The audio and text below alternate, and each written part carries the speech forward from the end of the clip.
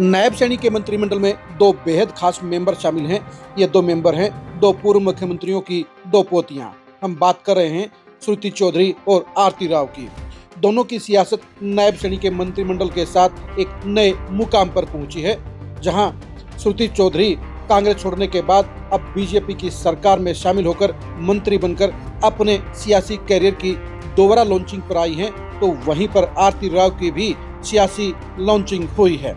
बेशक वो अपने पिता इंद्रजीत के साथ मंच के जरिए लगातार जुड़ी हुई थी, लेकिन पहली बार विधायक बनने के बाद वो मंत्री बन गई हैं और एक तरह से उनकी एक्टिव पॉलिटिक्स में एंट्री हो गई है। वहीं पर श्रुति चौधरी भी अब नए सफर पर निकल पड़ी हैं।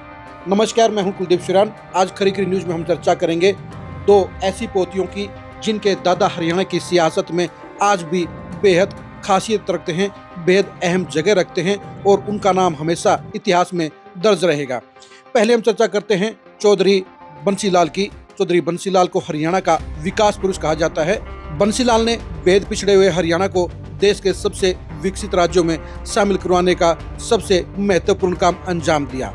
वो पूरे हरियाणा को एक नज़र से देखते थे और परफॉर्मेंस के मामले में बंसीलाल का आज भी कोई तोड़ नहीं है। ब्यूरोक्रेसी के हैंडल करने में, विकास के प्रोजेक्टों को टाइम पर पूरा करने में और क्वालिटी मैनेजमेंट में बंसीलाल जैसा नेता आज तक हरियाणा में दूसरा नहीं हुआ है। उनकी पोती श्रुति चौधरी अब उनके सामने एक ऐसे प्रतीक के तौर पर खड़ी हैं जिनके ऊपर सबकी नज़र है। कांग्रेस में छोड़कर बीजेपी में आने के बाद श्रुति चौधरी के लिए ये बड़ा चैलेंज है कि वो अपने दादा चौधरी बंसीलाल की तरह कैसे परफॉर्मर नेता बने, क्योंकि उनका सियासी सफर अब बीजेपी में नए रास्ते पर बढ़ा है।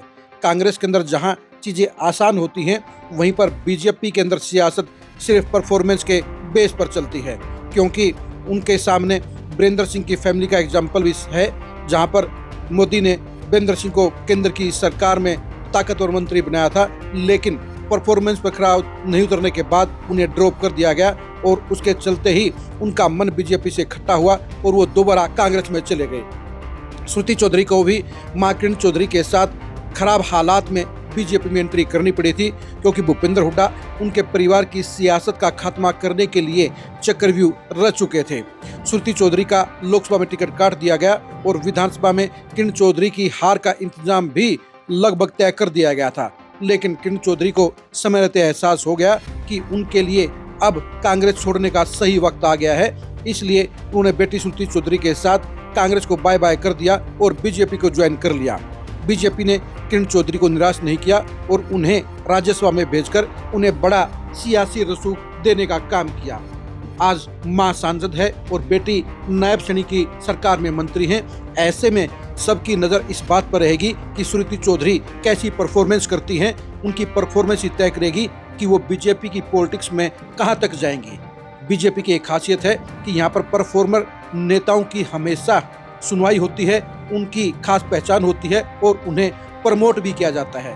ऐसे में अगर श्रुति चौधरी परफॉर्मेंस के बेस पर अपने आप को अव्वल रखने में सफल रही तो उनकी पारी बीजेपी में लंबी चलेगी। वो बीजेपी में नई ऊंचाइयों पर जाएंगी और उनका सियासी करियर सुनहरे अक्षरों में लिखा जाएगा। दूसरी तरफ आरती राव भी हरियाणा के दूसरे सीएम राव वीरेंद्र सिंह की पोती हैं। उनका जन्म भी एक ऐसे परिवार में हुआ है जो पूरे हिंदुस्तान में खास अहमियत रखता है। राव तुलाराम की वंशज होने के नाते और राव वीरेंद्र सिंह की पोती होने के नाते आरती राव के ऊपर भी बड़ा प्रेशर है। वो भी एक खास कसौटी पर कसी जाएंगी, क्योंकि उनके पिता राव इंद्रजीत भी देश की पॉलिटिक्स में एक जाना माना चेहरा है।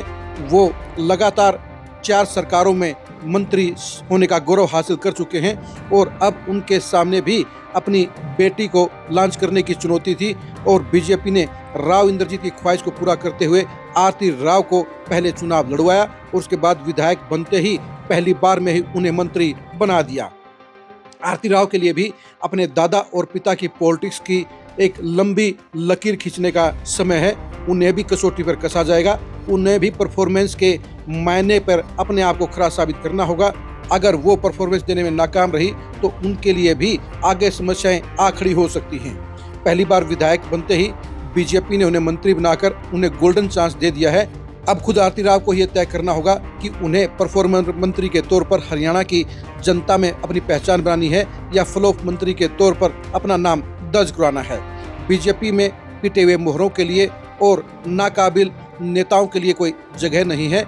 अगर आगे भविष्य की पॉलिटिक्स में आरती राव को राइज करना है, बीजेपी के बड़े नेताओं की सूची में खुद को शामिल करना है, अपने परिवार की आन बान शान को कायम रखना है, तो उन्हें परफॉर्मेंस के जरिए ही अपने आप को लिस्ट में सबसे ऊपर रखना होगा। तभी वो अपने बाप और दादा का नाम रोशन कर पाएंगी। श्रुति चौधरी के लिए उनकी मां भी एक एग्जाम्पल है, क्योंकि किरण चौधरी ने भी एक लंबी पारी खेली है। दिल्ली से आरंभ हुई उनकी पॉलिटिक्स हरियाणा में लगातार 2 बार सरकारों में मंत्री रहने के दौरान भी लगातार चर्चा में रही। किरण चौधरी ने कभी भूपेंद्र हुड्डा के सामने घुटने नहीं टेके, वो अपने सिद्धांतों की पॉलिटिक्स पर खड़ी रही और यही वजह रही कि उनको कांग्रेस छोड़नी पड़ गई। किरण चौधरी एडमिनिस्ट्रेशन में माहिर मानी जाती हैं।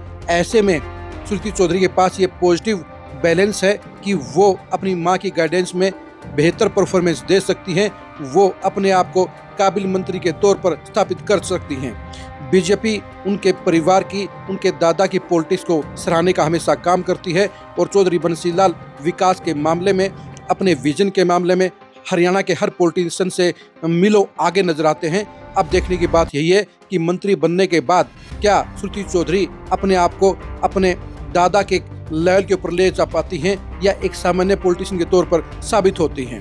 श्रुति चौधरी के पिता सुरेंद्र सिंह भी हरियाणा के काबिल और तेज तरार नेताओं में शामिल थे। अगर उनकी ऐसे में मौत नहीं होती तो वो भी हरियाणा की पॉलिटिक्स में बड़ा चेहरा बनते। अब उनके सपनों को साकार करने का जिम्मा भी श्रुति चौधरी के कंधों पर आ गया है। यानी परिवार की तीसरी पीढ़ी के तौर पर श्रुति चौधरी को अपने दादा चौधरी बंसीलाल, अपने पिता सुरेंद्र सिंह और मां किरण चौधरी की परफॉर्मेंस की कसौटी को जारी करते हुए अपने आप को हरियाणा के उन नेताओं की कतार में शामिल करना है जो हमेशा पब्लिक की नज़रों में खास जगह रखते हैं और उन्हें हरियाणा के दमखम वाले नेताओं में गिना जाता है।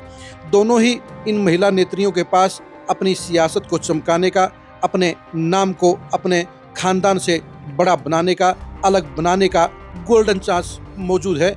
ऐसे में दोनों के पास सिर्फ एक ही रास्ता है और रास्ता है परफॉर्मेंस का, क्योंकि बीजेपी ने उनके खानदान के बेस पर, उनके दादाओं के नाम पर, उनके पिताओं के कसौटी के ऊपर और उनकी परफॉर्मेंस की हिस्ट्री के तौर पर उन्हें मंत्रिमंडल में जगह जरूर दे दी है, लेकिन आगे का रास्ता वो अपनी परफॉर्मेंस से ही तय कर पाएंगी। अगर परफॉर्मेंस देने में आरती राव और श्रुति चौधरी ढीली रहती हैं तो बीजेपी में उनके पर कतरने में देर नहीं की जाएगी। इसलिए उन्हें अपने आप को हर हालत में अव्वल मंत्री के तौर पर स्थापित करना होगा, उन्हें परफॉर्मर मंत्री के तौर पर स्थापित करना होगा। तभी वो न सिर्फ मंत्रिमंडल में अपनी जगह कायम रख पाएंगी, बल्कि साथ साथ वो बीजेपी की भविष्य की पॉलिटिक्स में बड़े चेहरों के तौर पर स्थापित हो पाएंगी। आप श्रुति चौधरी और आरती राव की पॉलिटिक्स के भविष्य के बारे में क्या सोचते हैं, कमेंट करके जरूर बताइए। क्या श्रुति चौधरी और आरती राव अपने दादा और अपने पिताओं की पॉलिटिक्स पर खरी उतर पाएंगी, इसके बारे में भी कमेंट करके अपनी राय दीजिए। आप हमारे फेसबुक पेज को फॉलो कीजिए, आप हमारे यूट्यूब चैनल को सब्सक्राइब कीजिए। नमस्कार।